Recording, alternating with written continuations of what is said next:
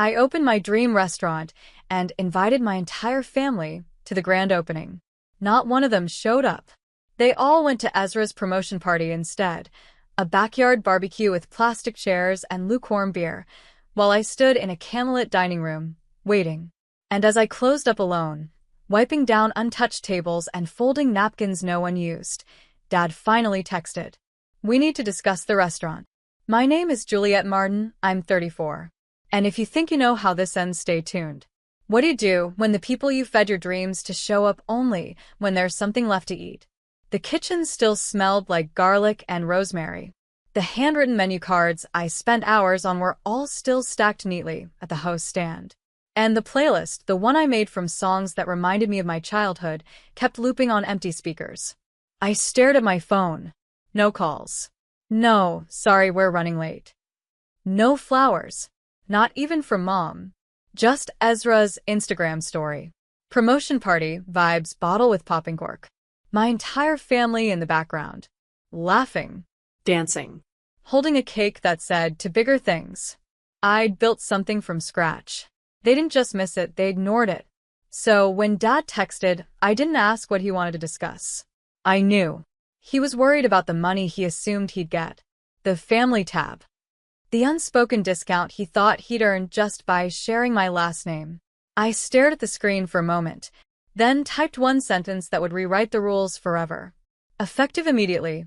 The restaurant is closed to all family, no reservations, no discounts, no exceptions. And 20 minutes later, my phone lit up. 19 missed calls. And one knock at the back kitchen door. It was Ezra at the door. Of course it was.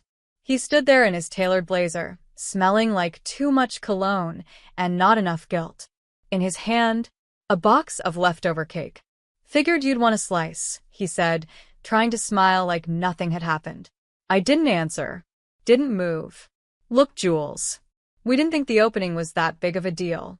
Dad said it was just soft launch vibes." I stepped outside, shutting the door behind me.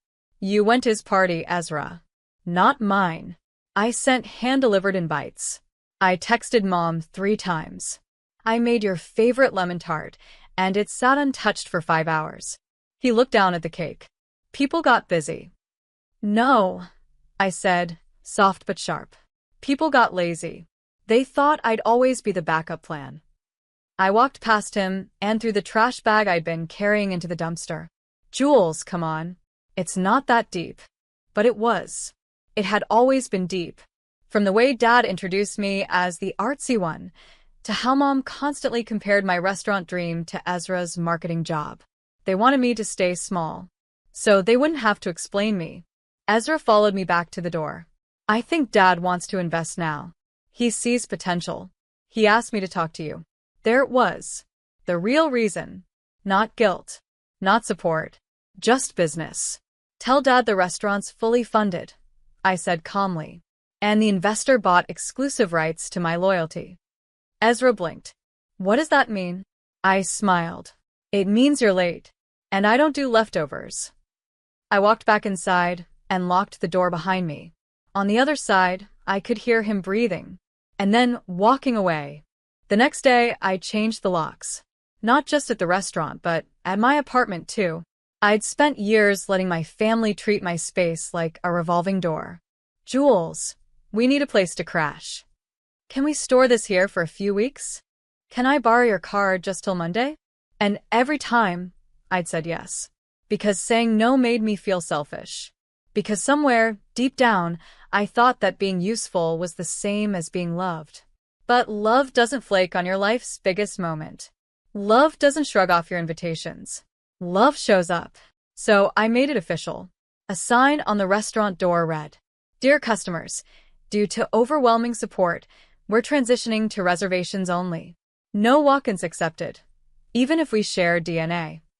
By noon, it was on local foodie blogs. By evening, it went viral. The photo of me in my white apron, arms crossed, standing in front of that handwritten sign, it hit a nerve. Comments flooded in. "This woman is my hero.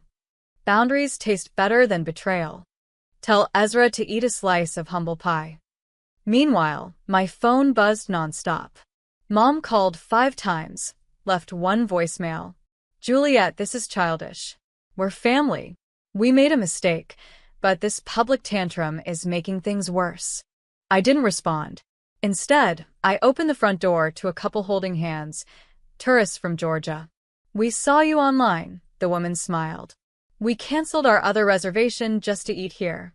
As I led them to their table, I caught my reflection in the front window. I didn't look bitter. I didn't look angry. I looked free.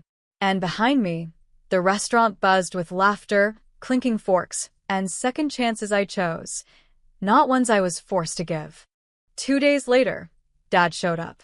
Not at the restaurant. He wouldn't risk the cameras or another headline. He came to my apartment. Juliet, open the door, he said. Let's be adults about this. I watched him from the peephole. Suit jacket slightly wrinkled. Eyes tired. He looked like a man losing control of a story he'd written. I'll be brief, he added. Your mother's upset. Ezra's confused. We all are. I opened the door, but didn't step aside. You want to talk? Talk right here. He sighed. This is ridiculous. We're not enemies. No. You're just people who forgot I exist unless I'm footing the bill or cooking the meal. He flinched. I was going to help you, he said quietly. I was looking into some financing. You mean you wanted equity, I replied. Control. Dad's face hardened. Don't be paranoid. I pulled out the manila envelope that had been waiting on the console behind me. Here's the deed. The restaurant is solely in my name. The LLC, the patents, the recipes, all mine. He blinked. You got a lawyer? I got a team, I said. Funny what happens when you stop waiting for permission to shine. Dad looked down, then muttered. We just wanted you to succeed. No. You wanted me dependent. Manageable. He didn't respond. Before he left, he turned and said, This'll come back to bite you, Jules. You're burning bridges. I nodded, calm. Then I guess I'll learn to swim. I shut the door. And for the first time in my life, I didn't feel like I needed their name to succeed. Because mine, Juliet Martin, was finally worth something. By that night, I had 12 new reservation requests. And 1 message from Ezra.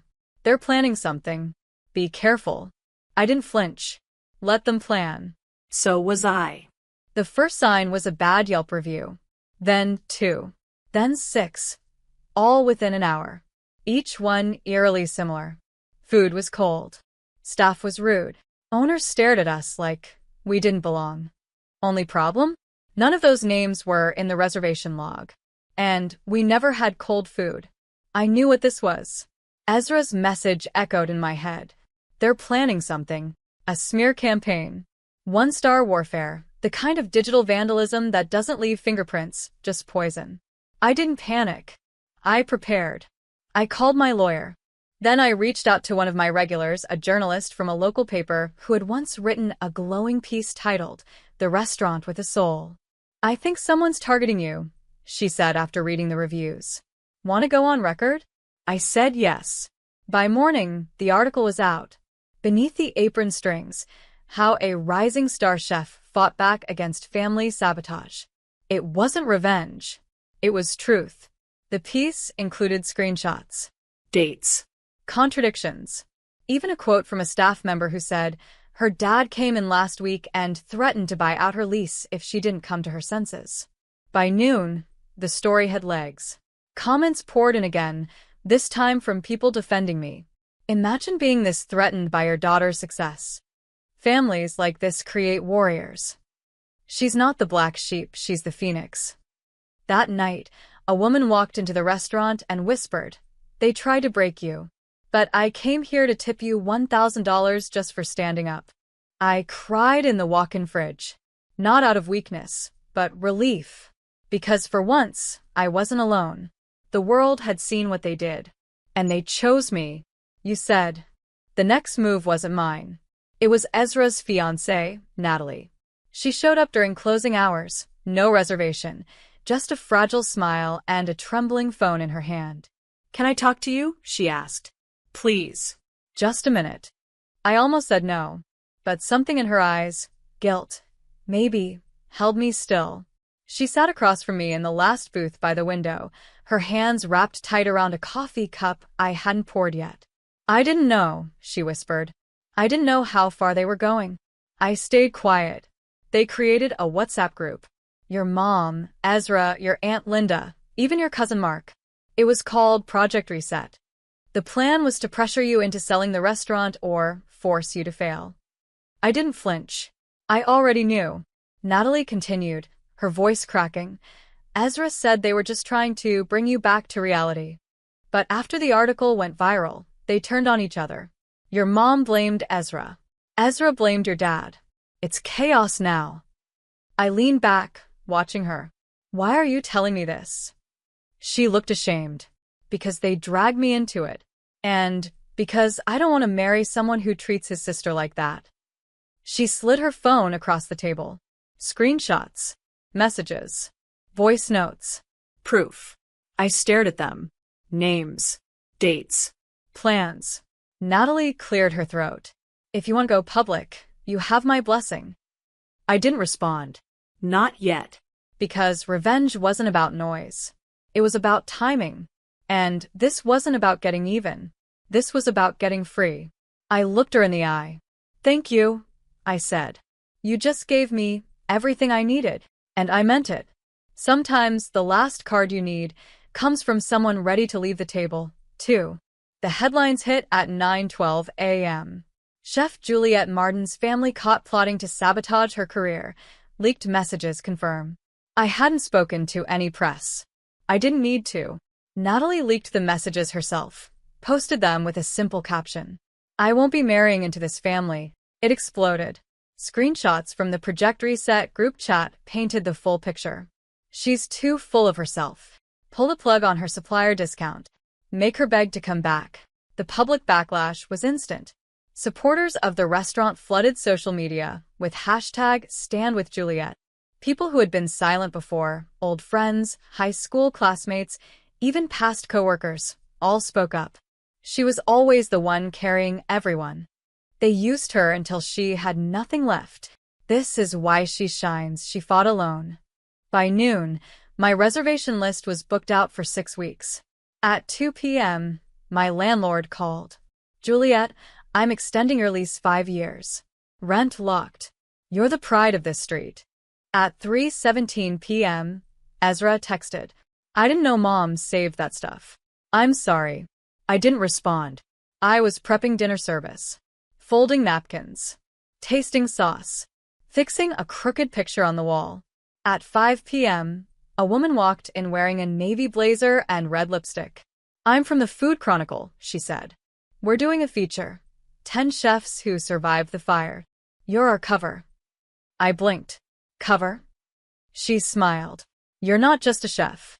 You're a revolution." That night, after the last dish was plated and the lights dimmed, I stood in the empty dining room, barefoot, wine glass in hand. The air wasn't heavy anymore. It was clean. And tomorrow, I'd start planning something even bigger. Because the best revenge wasn't survival. It was success, seasoned with silence. The invitation arrived exactly 1 year later. Gold foil, scripted lettering, sealed with a crest I knew too well. "You are cordially invited to Ezra and Marlene's engagement brunch." I laughed. The same family who once locked me out of celebrations was now asking me to join their curated photo op, likely hoping I'd post something positive to help their image. I placed the invite in the blender. Then I opened my laptop and finalized a deal I'd been negotiating for months. Juliette's Table, my second location. This one was in a historic brick building downtown. Exposed beams. Rooftop garden. A kitchen twice the size of the first. I'd hired my staff from overlooked places, culinary grads with no connections, single moms rebuilding, quiet dreamers who never got a chance. We built something sacred. Not just a restaurant, but a space where dignity was on the menu. As I stepped outside for the ribbon cutting, a crowd had gathered. The same journalist who'd written the first article was there, mic in hand. "What would you say to your family now?" she asked. I smiled, slow and soft. "Nothing." They'd asked for explanations, apologies, second chances. I gave them silence. because they never needed answers, they needed accountability. And I had nothing left to prove. Later that evening, I stood inside the new kitchen, apron dusted with flour, hands in dough. My staff buzzed behind me, laughter, chopping, the low hum of hope. Then came the moment that marked everything. A woman walked in, alone, nervous. "I saw your story," she said. "My daughter wants to be a chef. She's afraid she won't be good enough." I handed her a menu. "Tell her this." They said the same to me. And just like that, I closed the chapter they tried to write for me.